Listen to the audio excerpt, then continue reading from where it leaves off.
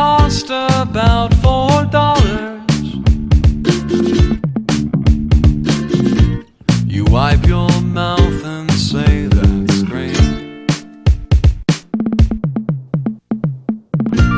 Now take your bike out of the closet. It's been waiting there for months.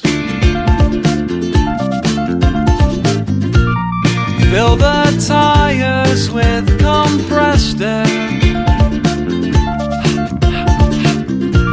Consider inflating your lungs.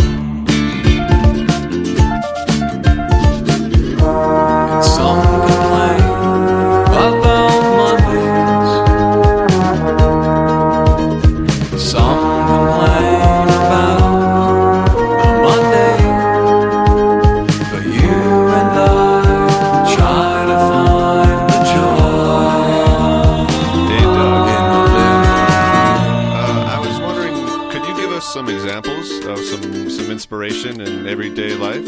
Yeah, things like the ladybug who relieves itself